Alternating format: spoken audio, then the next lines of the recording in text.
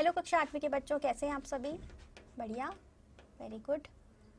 सभी बच्चे अपनी अपनी हिंदी की किताबें निकाल लीजिए। अध्याय 5,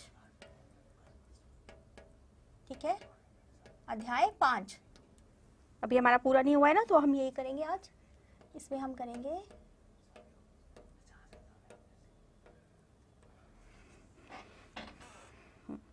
तो ये क्या है हमारा अध्याय का नाम बच्चों? चिट्ठियों की अनूठी, चिट्ठियों की अनूठी दुनिया, ठीक है। तो और इसमें हमने क्या करना है वो हम बाद में देखते हैं। पहले सबसे पहले जो है मैं आपको बता दूं कि हमने इसमें पढ़ा क्या था बच्चों। चिट्ठियों के बारे में हमने पढ़ा था, ये तो है ही। चिट्ठियाँ क्यों अनूठी होती हैं और चिट्ठियों की दुनिया क्यों अनूठी होती है, ये सब हमने इसमें पढ़ा। और चिट्ठियाँ कितनी अच्छी होती हैं, चिट्ठियों की एक अलग ही बात होती है। जो चिट्ठियाँ कर सकती है वो एक मैसेज जो अब हम इस्तेमाल करते हैं मोबाइल के द्वारा, या और भी जो पहले तरीके आए थे, पेजर आया था पहले, उससे पहले।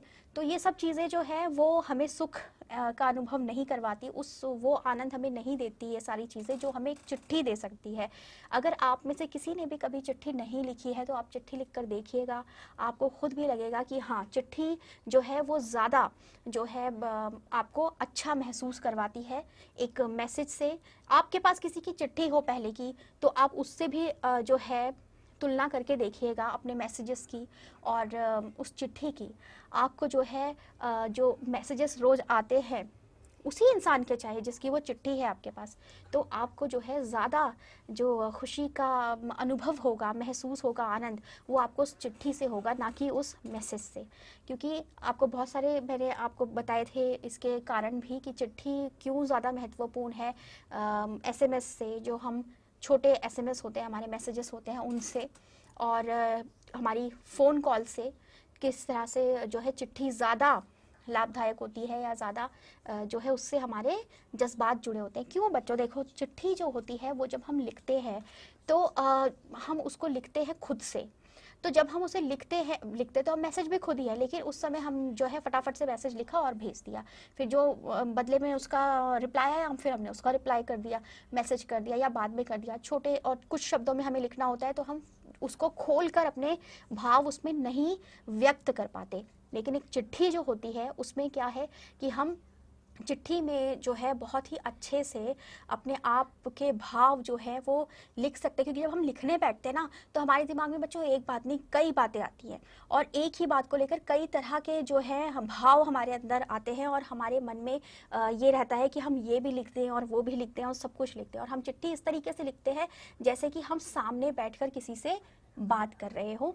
इस तरीके से हम चिट्ठी को लिखते हैं। और हालांकि वो लिखा जाता है, लेकिन वो उसमें जो भाव होते हैं, उसमें जो लिखावट में जो शब्द होते हैं, वो ऐसे होते हैं कि जिससे पता चलता है कि हम जिसके लिए चिट्ठी लिख रहे हैं उसके लिए हम कैसा अनुभव करते हैं, उसके लिए हमारे मन में क्या है, उसके साथ हम किस तरीके से जुड़े हुए हैं। और जो हमारी उसमें बातें होती है वो ऐसे ही होती है जैसे कि हम सामने से किसी से बातचीत के दौरान, वार्तालाप के दौरान जिस तरीके से हम बात करते हैं वो उसमें हम डाल देते हैं।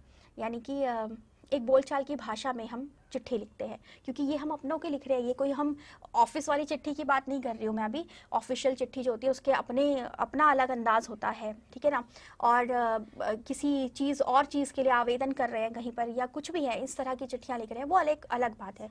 लेकिन जब हम अपनों के लिए चिट्ठी लिखते हैं तो एक अलग ही अनुभव होता है। और यहाँ तक कि जिस भी काम के लिए हम चिट्ठी लिख रहे हैं, चाहे वो आपके कार्यालय से संबंधित हो या किसी भी चीज़ में, वहाँ पर आप जो है वो जीवंत महसूस करते हैं अपनी चिट्ठी के द्वारा जो आप बताना चाह रहे हैं उन बातों के लिए, ना कि उस एसएमएस या ईमेल में जो आपको एक चिट्ठी में मिल सकता है कि वो उसमें मिलेगा, ठीक है। चलिए, तो फिर बच्चों आज जो है अभी तक हम जो है इसका अभ्यास कर रहे हैं अब, और पहले जो है प्रश्न उत्तर हम कर चुके हैं पाठ से वाले। आज जो है हम पाठ से आगे करेंगे, ठीक है। सभी बच्चे अपनी अपनी जो है हिंदी की कॉपीज़ भी निकाल के रखिए और देखेंगे फिर हम इसमें क्या है। तो देखिए बच्चों, इसमें आपको सबसे पहले जो प्रश्न दिया हुआ है पाठ से आगे में, उसमें लिखा हुआ है, किसी के लिए बिना टिकट सादे लिफाफे पर सही पता लिख कर पत्र बेरंग भेजने पर कौन सी कठिनाई आ सकती है, पता कीजिए। ठीक है, तो बच्चों क्या है कि इसका अर्थ क्या है बिना टिकट। जब हम कोई भी चिट्ठी लिखते हैं किसी को, तो जो चिट्ठी लिखने के बाद जिस के अंदर हम उस चिट्ठी को रखते हैं, एनवलप यानी कि जो होता है, उस एनवलप के ऊपर हम जिसको भेज रहे हैं उसका पता लिखते हैं, उसका नाम लिखते हैं। ठीक है, जैसे कि मान लीजिए कि आपने अपने किसी भाई को या अपने किसी बहन को या अपने किसी रिश्तेदार को चिट्ठी लिखी, तो टू मिस्टर आनंद सिंह, और उसके नीचे फिर आप उसका एड्रेस लिखेंगे पूरा, है ना। ये लिखने के बाद जो है आपको उस चिट्ठी के ऊपर एक टिकट भी लगानी होती है, जो कि जो है एक छोटा सा जो है मान लीजिए जैसे कागज़ का टुकड़ा है, लेकिन जिसके ऊपर जो है गांधी जी बने होते हैं कई बार, कुछ और उसके ऊपर उसका मूल्य भी अंकित होता है। ठीक है, जैसे 5 रुपए की है तो 0, 5 इस तरीके से लिखा होता है नंबर में। तो ये अब आपके पते के हिसाब से कि जहां आपकी चिट्ठी जानी है, आपकी चिट्ठी आसपास जानी है, तो जो है उसमें कम पैसों की टिकट लगेगी, जाहिर सी बात है। और अगर दूर जानी है तो जाहिर सी बात है कि उसमें ज़्यादा पैसों वाली टिकट लगेगी। ठीक है, बिना टिकट के जो है आपकी चिट्ठी नहीं जाती कहीं पर भी। और ये क्यों होता है? ये आपकी चिट्ठी पहुंचाने का मूल्य होता है, कि आप जो चिट्ठी अपनी एक जगह से दूसरी जगह भेज रहे हैं उसका मूल्य है ये। हाँ, और जो है इसके अलावा आपका एक अंतर्देशीय पत्र आता है, जिसमें पहले से ही जो है टिकट टिकट छपी होती है, उसमें टिकट लगी नहीं होती, छपी होती है। तो वो जो है वो तो उसमें हो जाता है, लेकिन उसमें भी आपको टिकट लगानी पड़ती है। अगर आपको जो जितने का अंतर्देशीय में टिकट छपी हुई है उससे ज़्यादा की टिकट उसमें चाहिए, तो वो भी आपको लगानी पड़ती है। ठीक है, आप कभी पोस्ट ऑफिस जाएंगे तो आप ये देखिएगा, आपको समझ में और अच्छे से आएगा। तो यहाँ पर क्या बात है कि आपको टिकट लगानी होती है, जो कि आपकी चिट्ठी पहुंचाने का मूल्य है। अब अगर आप वो टिकट नहीं लगाएंगे तो सीधी सी बात है, जाहिर सी बात है, आपको जो है कठिनाई आएगी। कैसे आएगी वो मैं बताती हूँ। आपकी चिट्ठी जिसके पास जानी है उस व्यक्ति से उस टिकट के पैसे मांगे जाएंगे, जो कि आपने उस चिट्ठी के ऊपर टिकट नहीं लगाई, उस टिकट के पैसे उस व्यक्ति से मांगे जाएंगे जिस व्यक्ति के पास वो चिट्ठी गई है, क्योंकि आपने नहीं लगाई। तो अब वो जो है टिकट के पैसे दे देगा, ठीक है, लेकिन उसको ज़्यादा देने पड़ेंगे, क्योंकि उसको पेनल्टी भी लग जाएगी उसके ऊपर ना, उसको पेनल्टी लग जाएगी उसके ऊपर। तो इसीलिए जो है उसको, मान लीजिए अगर 5 रुपए की टिकट लगनी थी, तो हो सकता है उससे 10 रुपए या 15 रुपए या 20 रुपए लिए जाएं। एक तो ये बात हो जाएगी। और जो है दूसरा ये हो सकता है कि अगर वो टिकट के पैसे देने से मना कर दे, या उसके पास नहीं हुए, या उसके पास टिकट के पैसे नहीं हुए, तो ये जो है चिट्ठी आपके पास वापस आ जाएगी। और यानी कि जिसके पास जानी थी उसके पास पहुंचने के बावजूद भी ये पहुंचेगी नहीं। क्यों? क्योंकि आपने उस पर टिकट नहीं लगाई थी। अब भाई आप बिना आप कहीं जाओगे तो किसी से अगर आप कोई सामान खरीदने जाओगे ऐसे व्यक्ति के पास जिसके पास आप जो है उधार नहीं लेते हैं, आप किसी नए दुकानदार के पास जाओगे तो आप उससे कुछ सामान लोगे तो क्या वो आपको फ्री में दे देगा? नहीं देगा ना। जब आप उसका मूल्य चुकाओगे जो सामान आप ले रहे हो, तभी तो वो आपको देगा। जब आप वहाँ पर चले गए, उसने आपको पैकेट में सामान डाल के दे भी दिया, लेकिन फिर भी वो वापस ले लेगा ना आपसे, अगर आप उसका मूल्य नहीं चुका पाओगे। तो ऐसे ही चिट्ठी वहां तक पहुंच तो जाएगी, लेकिन जो है उस व्यक्ति को बोल दिया जाएगा कि चिट्ठी जो है आपको नहीं मिलेगी, क्योंकि आप टिकट के पैसे नहीं दे रहे। अब ये तो उस व्यक्ति को भी परेशानी हुई और आपको भी परेशानी हुई, आपकी वजह से भी उस व्यक्ति को परेशानी हुई। ठीक है ना, तो ये हो जाएगा। और आपके पास जो है चिट्ठी वापस आ जाएगी, अगर वो व्यक्ति भी उसको आपको पैसे नहीं दे पाता है आपके टिकट के लिए। तो इसलिए टिकट जो होती है वो बहुत ज़रूरी होती है, आपके पत्र के ऊपर, आपके एनवलप के ऊपर लगना, जो टिकट है वो लगनी।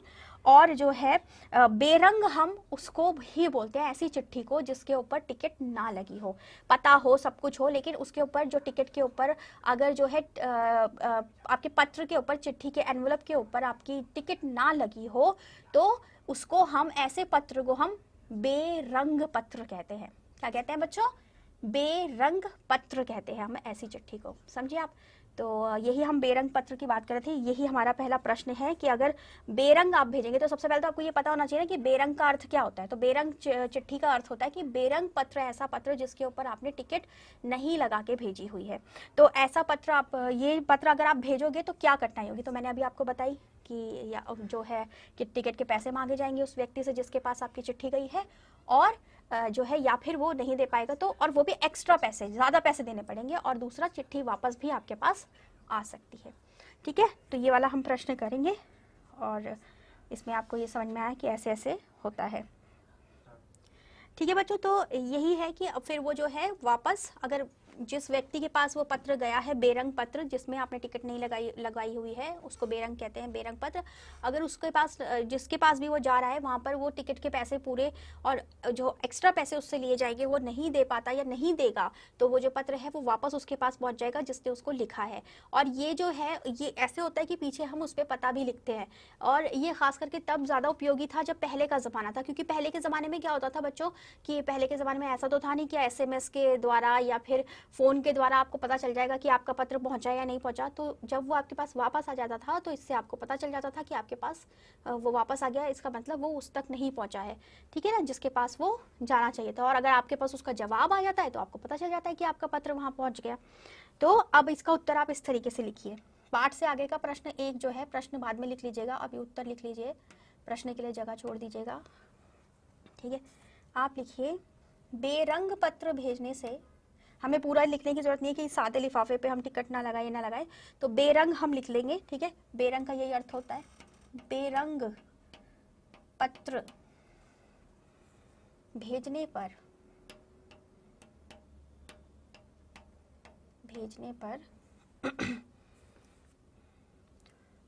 पत्र पाने वाले व्यक्ति को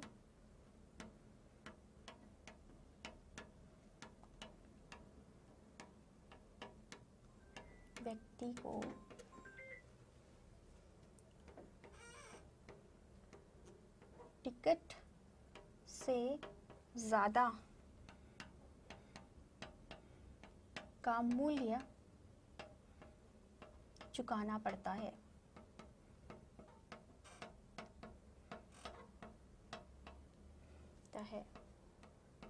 और यदि वह मूल्य ना चुका पाए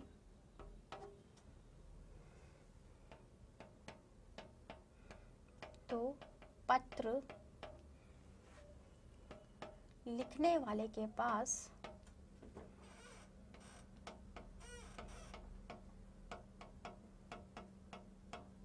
वापस आ जाता है।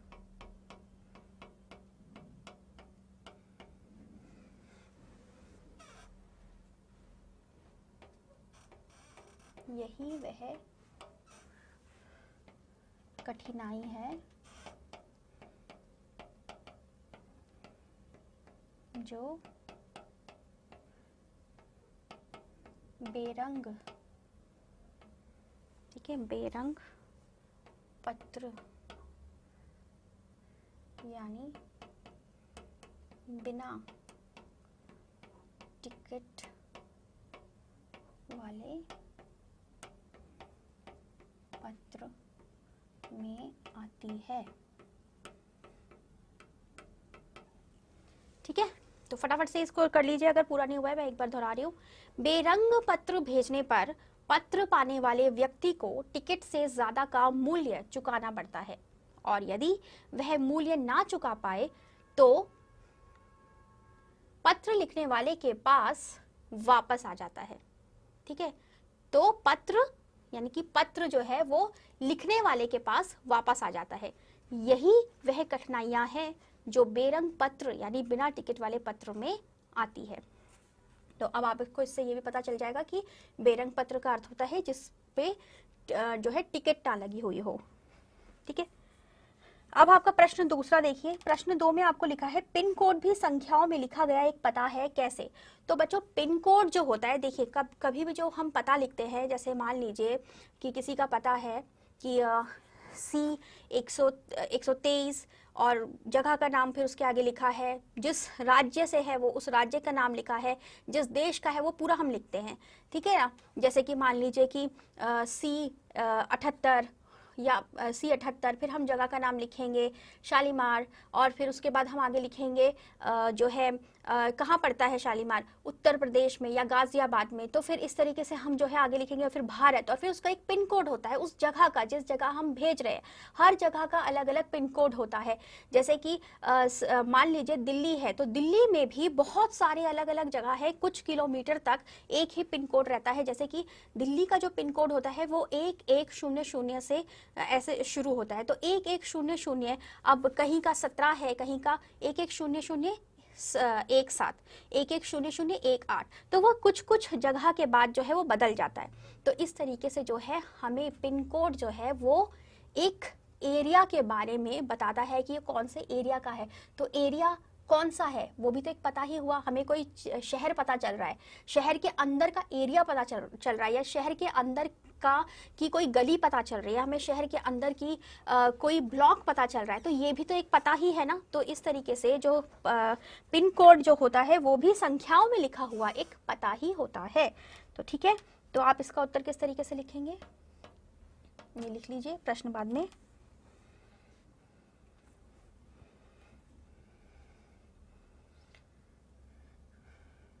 शहर के छोटे छोटे क्षेत्रों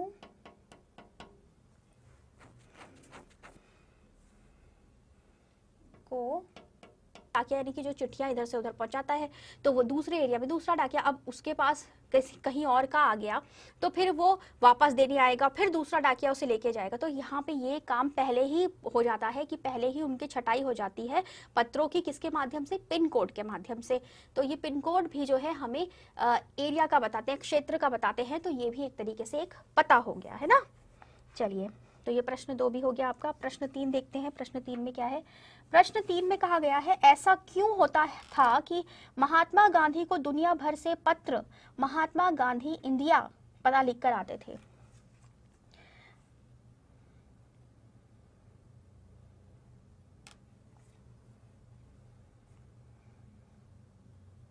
जी बिल्कुल। अब जो है इसमें क्या है कि महात्मा गांधी इंडिया क्यों लिखा हुआ था, भाई महात्मा गांधी जी जो थे बच्चों, वो तो आज़ादी के लिए लड़ रहे थे, तो वो कभी भी एक जगह पर नहीं रहते थे, उनका कोई एक जो है स्थायी पता था ही नहीं, वो कभी कहीं तो कभी कहीं होते थे। वो स्वतंत्रता अभियान के लिए कई कई शहरों में घूमते थे, कई जो है जगह जगह पर जाके घूमते थे और जो है अभियान चलाते थे स्वतंत्रता के लिए, तो उनका कोई एक पता तो था नहीं, लेकिन वो इतने ज़्यादा प्रसिद्ध थे कि सभी को पता था कि महात्मा गांधी कौन है, किसके लिए पत्र आया है। अब आप किसी का नाम लिख देंगे कि आपने लिख दिया राम सिंह इंडिया, तो क्या राम सिंह तो इंडिया में बहुत सारे हैं ना, तो आप क्या है, आप किस किस के पास जाएंगे पूछने के लिए कि ये किसके लिए चिट्ठी है या किसके लिए पत्र है। लेकिन महात्मा गांधी एक ही हैं, क्योंकि महात्मा गांधी नाम जो है एक ही इंसान को दिया गया है, तो हर कोई उन्हें अच्छे से जानता था। और महात्मा गांधी को तो आप लोग भी जानते हैं, तो उस वक्त के लोग तो अच्छे से जानते थे, है ना। तो इसलिए वो इतने प्रसिद्ध थे कि सिर्फ उनके नाम से ही जो है उनका पत्र उन तक पहुंच जाया करता था। ठीक है बच्चों, तो मैं आपसे क्या कह रही थी कि हम जो पहला प्रश्न है अनुमान और कल्पना का, उसमें हमें जो है अपना भगवान के डाकिए के हिसाब से ही जो है आपको प्रश्न का उत्तर देना है। तो पहले हम वो पढ़ेंगे, उसके बाद ही आप इसके बारे में लिखिएगा, ठीक है। और बाकी भी जो आपके अनुमान और कल्पना में प्रश्न दिए गए हैं ना बच्चों, वो सभी ऐसे प्रश्न हैं जिसमें जो है आपको कुछ ना कुछ पढ़ना है और उसके बारे में समझना है और फिर उसके बारे में लिखना है। तो ये सारे जो प्रश्न हैं ये आपने खुद ही करने हैं। जैसे कि दूसरा प्रश्न है, संस्कृत साहित्य के महाकवि कालिदास ने बादल को संदेशवाहक बनाकर मेघदूत नाम का काव्य लिखा है, मेघदूत के विषय में जानकारी प्राप्त कीजिए। तो आपको मेघदूत पढ़ना है पहले, फिर मेघदूत में क्या जानकारी है, मेघदूत छोटी सी जानकारी आपको देनी, कम शब्दों में आपको ये बताना है कि मेघदूत में क्या बताया गया है, वो आपको लिखना है, ठीक है। जैसे कि मान लीजिए कि कोई कहानी है, वो एक जो है राजा की है, जो राजा बड़ा प्रतापी था और उस राजा ने बहुत ही ऐसा बड़ा काम किया था जिसकी वजह से वो जाना जाता था, तो आपने बस इतना लिख दिया। तो इसी तरीके से आपको मेघदूत के बारे में भी लिखना है। फिर आपका प्रश्न है, पक्षी को संदेशवाहक बनाकर अनेक कविताएं एवं गीत लिखे गए हैं। एक गीत है जा रे कागा विदेशवा, पिया से कहियो संदेशवा। इस तरह के 3 गीतों का संग्रह कीजिए, ठीक है। तो यानी कि इसमें क्या है बोला गया कि आपको पक्षी को क्या माना गया है, संदेशवाहक, यानी कि जो आपका संदेश एक जगह से दूसरी जगह पहुंचा रहा है। तो ऐसा ही कुछ आपको जो है चुनने हैं, ऐसे ही गीत आपको चुनने हैं 3 जिसमें कि पक्षी को संदेशवाहक बताया गया हो। तो ये आप जो है आपको देखने हैं और इसके बारे में आपको लिखना है, ठीक है। और साथ में ये भी कि आपको अगर एक पक्षी को संदेशवाहक बनाकर पत्र भेजना हो तो आप वह किसको भेजेंगे और क्यों भेजेंगे, उसमें क्या लिखना चाहेंगे, ये सब जो है ये आपने प्रश्न को समझना है। आपको प्रश्न पढ़ के आराम से समझ में आ ही गया है, तो आपको उसमें जो लिखा है वो करना है।